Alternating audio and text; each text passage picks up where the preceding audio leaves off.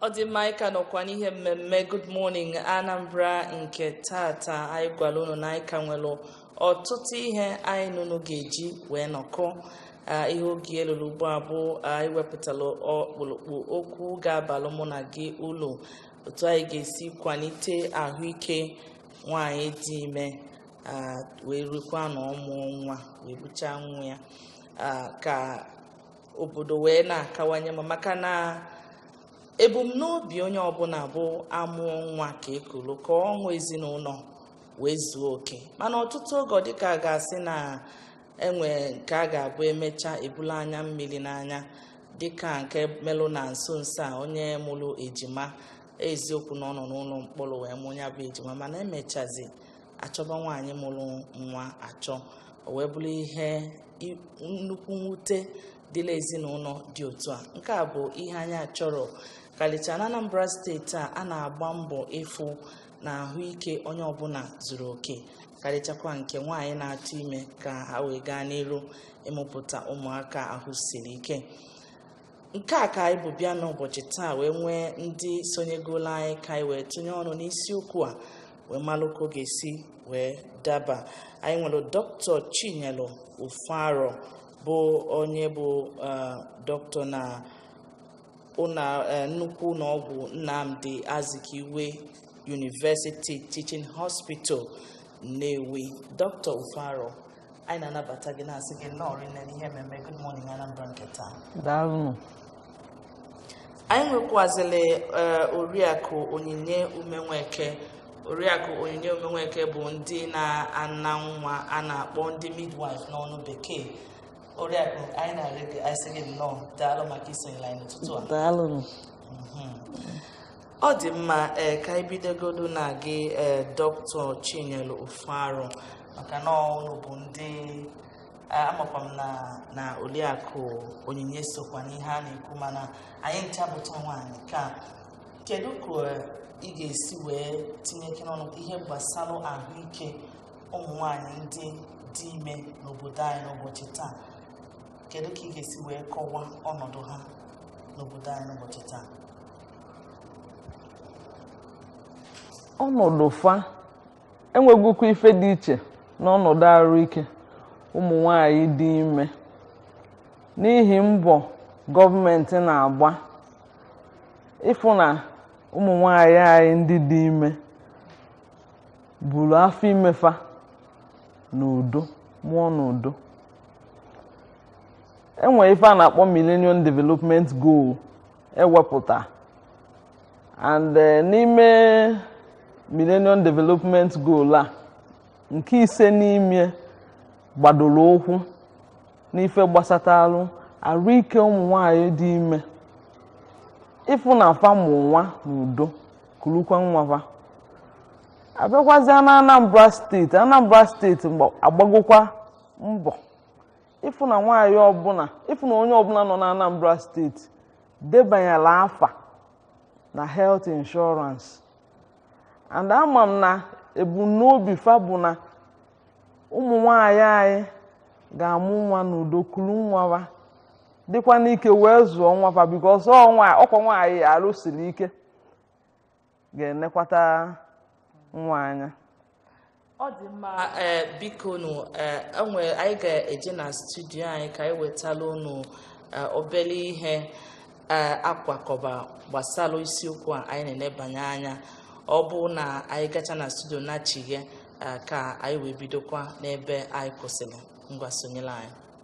Birth Center in Isuaniocha in Awka North Local Government Area, patronized by a lot of people in Anambra State. We are talking about how to improve maternal health. And we are here to know why mothers come to this place to put to bed instead of going to the normal hospital. Is this method good for mother and child? Is it safe for mother and child? How is the performance here? How do they educate mothers when they are pregnant? And what is government's intervention to make sure that mother and child are safe? These and many more on this segment. Ana m eji ime n'ụzọ omenala. Mana ụzọ omenala ahụ na-eji ime. Ọ nne m ka ọ mara. Oluzie na nne m anwụrụ. mazia nne m so nne m anwụ ndị ketezie onwe ezike mgbe nụzie dị n'isu anọcha wee bịazịa wee jiri ya n'ụzọ omenala o nwere ndị ga-abịakwute m nne na-echekwa ebe nsị awa jee mataniti wajekwa mataniti ka wa bụ onye isi mataniti ka ọ nenekwa anya ọ sị m kedu ihe o ji gaa zaa ihe ji gaje bụ na mụ na ndị mataniti na-alụkọ n'ọnya ahụ onwe nsogbu dụnụ ka wa mala ozugbo nje nwaanyị di m ọ na-eme kenarịnị na-eme saiz dị iche iche na-eme saiz na ọ gara adọlụ gbudigbe ụmụ nwaanyị dị ime na-eme saiz arịa dumve mgbe ahụ taịm ahụ arịa dumve len ọ gara efie mgbe ọ ga-amụkwa nwa ọ bịakwa Chineke lụọ ọlụ ọmụọ nwa bụrụ nke ka alụ nsị awa jee mataniti mgbe na titi ruo nsị awa jee gbaa ọgwụ mgbochi a na-agba n'aka ma jekwa mmechekwa nje nene ma ma jekwa egbu ya mbịakwa sị m na-abịa wa ana m agwa ya ma bịa nwaanyị dị ime tosi ndụ na-adụ ọcha bịakwa na-eli ụmụ akwụkwọ eli ma ụmụ frut a na-eli taịm luo ya jekwa ka nene nyarị na mataniti a ma gwa ya jee mataniti ọlụkwa ọ bụ na olugo mgba ọgwụ mgbochi agbakwa anya ọgwụ mgbochi ọ na-eli ukwefe anyị nke obodo kwa ọcha ite o ji esi ite dị ọcha efeli edu ọcha ime arịa dị ọcha ịbụzie nwaanyị dị ime ọ na-atọ ụtọ ka ọgụ dị ime ahụ ịmago na ọ nwee ndị iwe na-elido n'anyasị ịghọta wabịa njikwa ebe anyị bịakwa mataniti ma chivo ka ndị mataniti onye isi mataniti wụkwụ ya nene ma onwe nsogbu mana ọ nara enwe nsogbu mgbe m ji jiri ma nwere nsogbu mana iwe ma magara m ihe karịa m nka ndị ọlụ ji karịzi m dịka ba na nwaanyị bata ka ọ mụọ nwa mbịa jidewie na mma emenwe nwa ma agara emenwe ma nọ mgbe ya ihe ahụ bụ nsị ya jere mataniti ozugbo ka ọ bụ onye isi ụlọ ka ama eleba ga-eme ya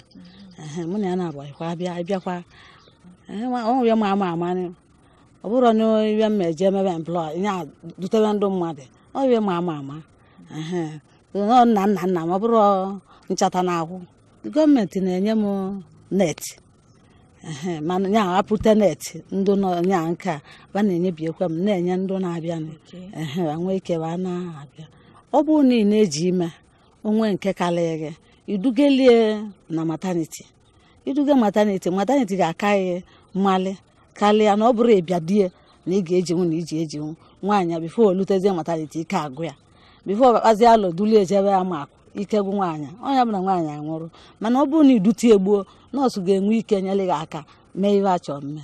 Yes, Mama has said it. The traditional way of giving birth is good, and also the medical way is also good. She's telling women today that keeping yourself neat, keeping your environment clean will be good for you as a mother and as to your child.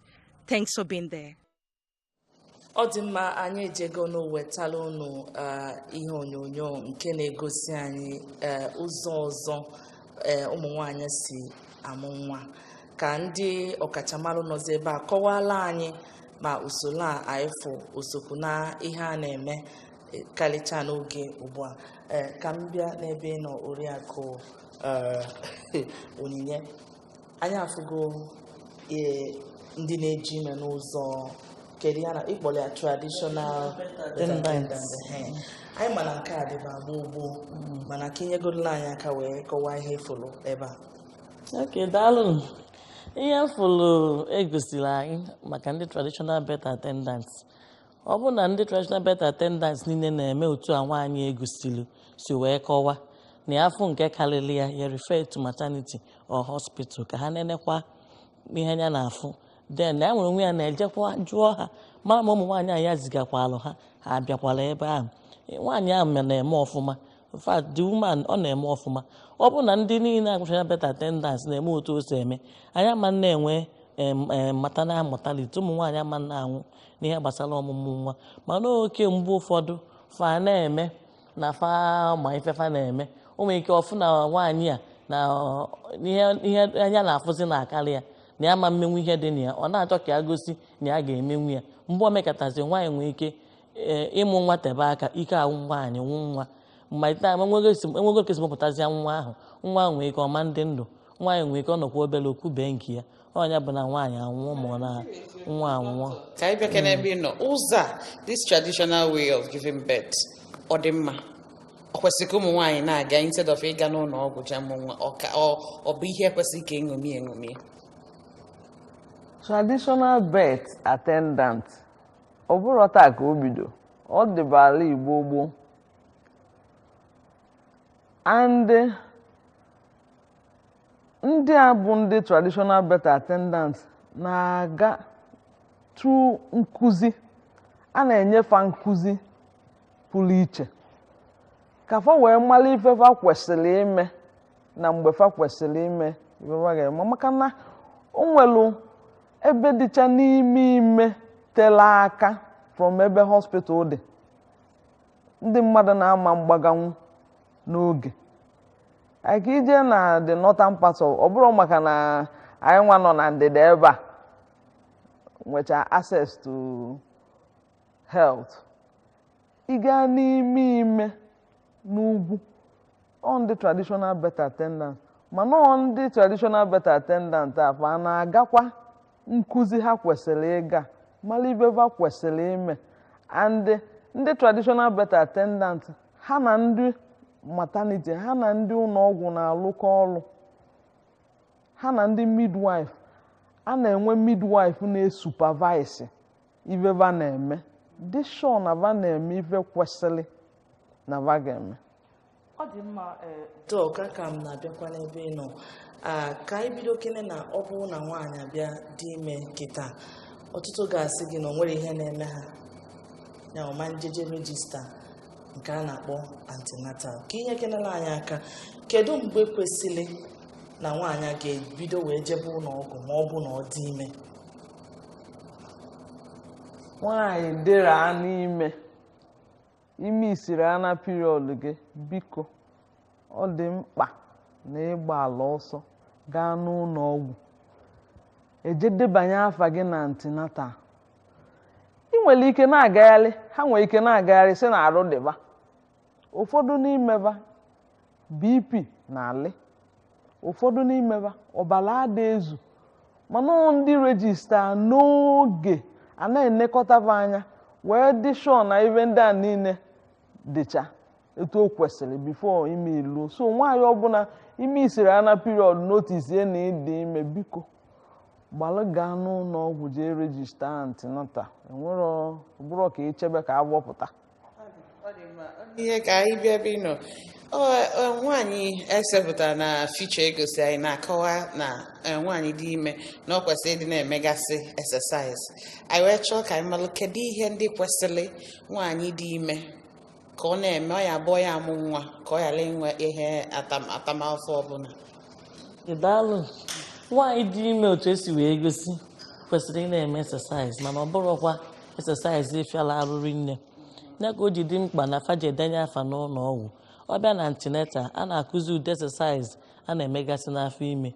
Midwife ha na midwife ndị dị ime na midwife na-emekwa exercise a na-akụbalụ ha ewu ha agba ewu ụfọdụ emekwa sọbụlitụ mago wenye aka wetu aka mana ọ bụrụ na exercise nke ka onye nje gbaba ọsọ n'afọ ime a na-akụzicha ihe niile a na antenatal anyị ka eji eme encourage onye ọbụla dị ha n'ime jebe ụlọ ọgwụ jee denye afọ ya na antenatal. So a na-akụzi a na-enye health education ebe ahụ a na-akụzi ụdị nri ị ga na-eri like vitamins vegetables akwụkwọ na ihe fruits ihe ga na-enye gị ọbara maka na ihe na-eso egbu ụmụ nwaanyị bụ anemia in pregnancy. Ọbara ka nwaanyị na-arụ ọ na-eso eme na nwaanyị ahụ na-anwụ n'afọ ime. Yes ma so eko dị mkpa na nwaanyị ọbụla na-eje antenatal a na-akụzi niile ụdị nri ị ga na-eri ma exercise ma other things many different types of health talk a na-akụzi ebe ahụ. Onye ka o ji dị mkpa ha jekwafa na-amụtagasị ife niile nwe ife mebere even signs of labor maka enwee ga-abụ onwe n'ime izizi ọ mara ife ya bụ omebi ọma na ime emebi o nwekwasị gị n'afọ na-atị ya ọ n'ọnụ ụlọ mụọ nwa mana akụzicha elu ya si efe ife dị ka imi mago na enwe ihe ga na-emegasị ụkwụ mgbe gị mgbe gị bịa ka enene malụ ma ọ bụ ha na n'ime ga-abago na emos ụdị ihe amebe ga-ebịa ya ka o ji dị mkpa na nwaanyị ọbụla dị ime jere antenatal ka ọ wee na-amụtagasị ihe ndị midwife na ndị dọkịta na-akụzi na antenatal. Ọ dị mma Dr. Ofuaro biko anyị chọọ ka etupe ike n'anyị uru dị na antenatal a na-eje so Kenya n'usoro wee kọwara ndị na-enene anyị ka ha wee ghọta mkpa ọ dị nwaanyị je antenatal. Antenatal dị oke mkpa maka na mgbe ị bịara antenatal ka a ga-enene gị, midwife ga-enene gị, dọkịta ga-enene gị, enenenu maka ine anya n'ihe na-egbu ụmụ nwanyị dị ime. Ofu n'imefa bụ ọbara na-agbagbufa na va mụchaa nwa.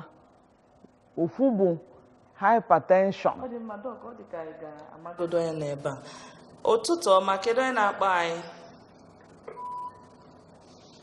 Kedu onye n'ebe a? Kedu afa gị n'ebe isi akpọ? Nnọọ o.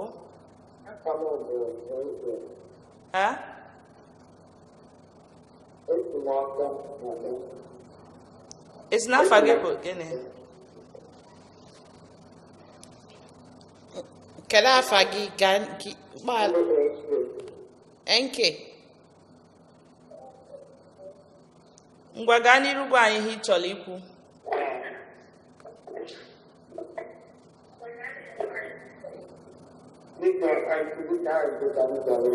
Ọ dị mma, ngwa jụọ.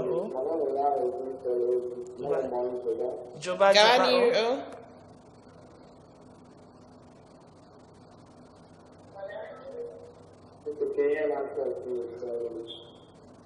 Ọ dị mma, ngwa ka dọkịta kọwazie nọ ya ka ọ na-achọ ịkọwa nọ. Daalụ. Dọkịta, ọ na-ajụ ihe na-akọsụ miscarriage. Ọtụtụ ife na-akọsụ miscarriage, nya ime ịpụ n'oge elughị elu. Ụfọdụ bụ nwa na-adịrọ normal, an abnormal baby na-ama nnọdụnwu nwere ike ịpụ. Ụmụ nwanyị dị ime ndị nwere diabetes ma hypertension, nwa nwekwara ike ịpụ n'alụfa. Ọ dị mma ka anyị nabatakwu onye atụtụ anyị ganye. Ụtụtụ ọma, kedu onye na-akpọ anyị? Ụtụtụ ọma.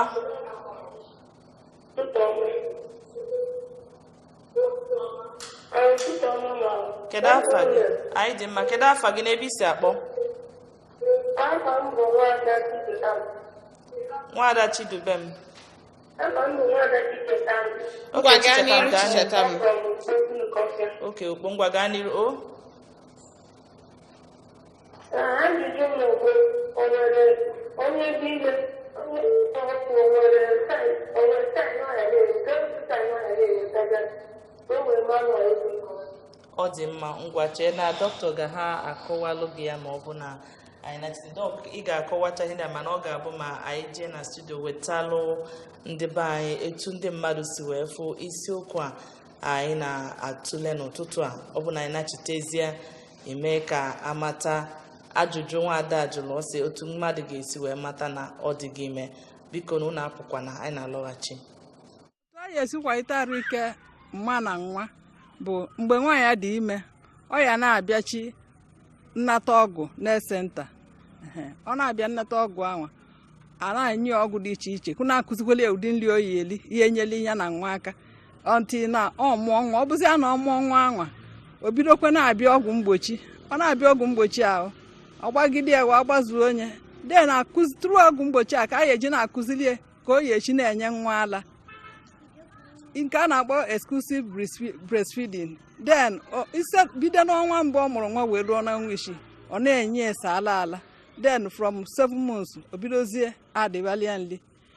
Then idebekwa ebe ọ na-ọcha na-asụcha akwa nwa ya na-edozikwa ụnụ ya ma kọmpaụnd ya. O so n'ihe ya nyere nne aka o wee zụlite nwa wee nọkwara ọfụma. Anyị ga na-eri ezigbo nri, anyị na-akpọ ya good diet. Na-eri ezigbo nri then dịkwa sure na ebe anyị bi na-adị ọcha. I need the fruits. Ụmụ ihe dị ka ụmụ pọpọ, gova, sa ụmụ lokal ihe ndị be anyị na-enweta ma soy chop, all those things anyị kwesịrị ị na-eri ya. O nwekwe nke ọ na-alụ n'arụ mmadụ na-aṅụkwa mmiri. Ọ dị mma, anyị na-anabatakwu n'ọzọ. Anyị afụgo ka ndị mmadụ si wee kwuo etu a ga-esi wee na-akwalite ahụike ndị ụmụ nwanyị dị ime. Dọk, o nwere ihe m si na ị ga-aza ma ị nachite, mana onyinye achọgodo m ka ị nebanye anya na Vox Pop a na ihe ndị mmadụ kwugasịrị ihe a ga na-emegasị wee kwalite ahụike. Ngwa. Ife niile fa kwuru egosiri anyị bụ ife ziri ezi. Ụmụ nwanyị maka ọdịmma fa n'afọ ime ga na-eri ezigbo nri, ha ga na-eri mkpụrụ osisi dị iche iche, ha ga na-eri vegetables, ha ga na-aṅụ ọgwụ ya na-enye mgbe a na-abịa antenatal. Nke ụfọdụ na-asị na enwe ka ọgwụ a si esi enyefe ọgwụ fa awụsa n'ụlọ fa anara anwụ ya anwụ. Ọ dị mkpa na nwaanyị ọbụla enyere ọgwụ a na-anwụ ga na-anwụchi ọgwụ ya anya ka onye rukwu aka idozi nya nwa arụ na idozikwa nwa nke o bu n'afọ arụ. Ọ ga na-abịakwa anaghị agwụ ya mgbe ọ bịara antenatal ihe ndị a na-akụzigasị ọ gee ntị wee mụta ọfụma. So ihe niile anụ wee bụ ife dị mkpa. Biko ka ịma nwe ihe na-akọwapụla anyị mkpa antenatal dị na-esi ya n'usoro. Otu nwada wee kpọọ wee na-ajụ kedu ihe ọ ga-abụ ọfụba na arụkọ wee malụ na ọ dị ime, ka inyela anyị aka tutu anyị zawazie nke ọzọ ị na-azabụ. Mana tutu biko ka anyị nabata onye aka. Ụtụtụ ọma.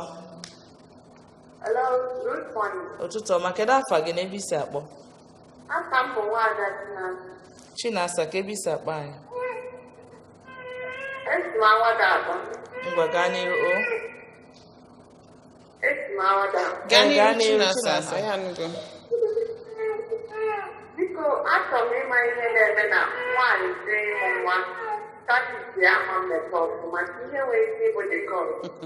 Ọ dị mma, ngwa gebezie ntị ụka dọkụ sazie ya. Dị mma dọk, ọ dị ka ya achịkọtazi ya wee saa. Onye nke izi si na ihe na-ebute miscarriage, onye nke bụ si na sayensị mmadụ ya afụba mmadụ ọ dị ime, onye na-ekwu okwu sevisi ime ya chịkọtazie ya ọnụ ka ị wee zaa ya.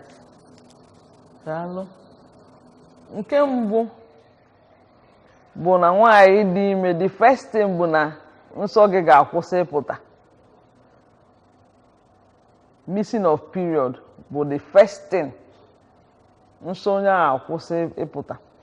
Nke abụọ bụ na ị ga na-abụ ife dị iche iche n'arụ gị, changes ala nwere ike bube arụ ya, kọlọ arụ ya, ọ dịka arụ ya anaba echenji, o nwere ike dọnyebe arụ, ọ dịka ọ na-aba ụfọdụ agbajibe ụfọdụ achakebe, o dipende na arụ onye. Otu o si abịala onye ka o si abịala onye ọzọ. Ụfọdụ na-agbọ agbọ, ụfọdụ na-abụ ọnụ mmiri, ụfọdụ ọ na-ekwebe eli nri, ụfọdụ na-eli oke nri. So na o dipende ka arụ onye dị. O mebere anaghị, ọ ka mma na ijele ụlọ ọgwụ ka dọkịta nyere gị aka wee hazie wee malụ na actually dịkwa imeli, wee nenesia gị wee gwa gị ihe ndị ị ga-eme. So na ọ bụrụ ana na nsọ ga-akwụsị ịpụta, biko jee ụlọ ọgwụ ka anyị dị shọ nọọ ime ka ị dị. Nke ọzọ bụ na onye jụrụ ajụjụ maka ihe merụ na ụfọdụ jee ịmụ nwa na savisi ha ma mmepe otu o si kwesị. Ọ ya jụrụ. Okwu ya ka anyị ji ekwu maka okwu ije ụlọ ọgwụ a, maka na o nwere ndị ọkachamalụ n'ife gbasara ụmụ nwanyị ndị a na-akpọ the gynecologist. So that ọ bụrụ na nwaanyị ọbụla na-eje ụlọ ọgwụ na-eje antenatal ime mmebi ọbụla savisi adị emepe, gynecologist enenenu wee malụ ife kpatara na savisi adị emepe, wee malụ the best way a ga-esi wee mụ nwa. So ọtụtụ ife dị iche iche na-eme na savisi adị emepe. So na ọ bụrụ ibe anyị ga-anọ ebe a wee kọchaba ncha, ọ ka mma na ndị ọkachamalụ ndị a na-akpọ the gynecologist ga-enebanye anya wee hazie ibe ndị a. Ọ dị mma ka anyị bịa ịnọ midwife ị na-ejide ime wee malụ ihe anyị chọrọ ka anyị malụ ihe ndị na-akpata na ụfọdụ oge ụmụ nwaanyị bịa ịmụ nwa, o nwere ike ka a na-emezi nwa nwụrụ nwaanyị adịrị, ma ọ bụ nwaanyị nwụrụ nwa adịrị, onwe ike ọbụla bleeding na ihe ndị ọzọ. Kedu onwe ihe ya ejide aka si na ihe dị otu a na-akpatakarị ya, ọ na ụfọdụ abịara antenatal otu o si kwesị ka ọ nọọkasị chi si wee dị? Ihe na-akpatakarị ya na-abụ ụmụ nwaanyị anara abịacha antenatal anya, maka na ọ bụrụ na ị na-abịacha antenatal anya ma midwife ma dọkịta ga na-enene gị arụ na-egekwa gị ntị n'afọ dịchọ na a na-anụ heartbeat nwa gị ajụgasịa gị ajụ nwa gị ọ na-emegharịkwa maka na nwa gị nwere oge ọnwa ọya bụ ruo bido megharịba gị n'afọ nọkọta ọ dịka ọ na-agba gị ọsọ n'afọ nọkọta mana ịnọkọta notisie na afọ gị aha na nwa gị adịghị emegharịzi onye bụ iji ụlọ ọgwụ kọwara midwife kọwara dọkịta na afọ nwa gị adịghị emegharịzi ka enene gị mmalụ ihe ka ọ soro ya eji igbo gbachie ya ụfọdụ na-abụ nwa ngoli n'afọ mgbe a ga na-amụzi mgbe fe achọpụta ya ọbụna ọdịgolid na nwa ngo n'afọ dị uto ihe dịgasị iche iche nwere ike bụrụ na-enwe high blood pressure and ọjọọ eje ụlọ ọgwụ ọ dịrọ controlled ịghọtago mana ọ bụrụ na ọ bịara n'oge afọ ya n'oge other things na-aka ọsọkwu ya o nwere ike bụ prolonged labor dị uto na ime emeteghị ya aka na ọ bịago ụlọ ọgwụ ime emete ya aka ana o nwere ike ebe ọ ji ọ bụrụ na traditional birth attendant amarọ na o kwesịrị ime emete nwaanyị ya aka ka ị direct refer to hospital ka a mazie ma ihe a ga-eme operation anọzie ebe a na-eme ike agwụ nwa nwụ nne by time anyị amụ nwa anwụọ. Ọ dị mma oriakụ Onyinye Umenweke, anyị na-ekene gị n'ụzọ pụrụ iche maka otu isi bịa sonyela anyị n'ụtụtụ a n'ilebanye n'isiokwu a nke na-asị ịkwalite ahụike nke ụmụ nwanyị dị ime. Anyị na-ekenekwazi gị Dr. Chinyelu Ofuarụ otu isi wee sonyela anyị n'ụtụtụ a. Daalụ maka isonyela anyị. Biko nụ ndị na-akpa anyị n'igwe okwu nya iwe adị n'unu ọkụ biko anyị enwerozi oge n'ebe a ka anyị na-adọbili nke a wee na-ekwe gị nkwa na anyị na-alọghachikwa ọzọ anyị jikwa ọkpụrụkpụ isiokwu ọzọ were alọghachi apụkwana.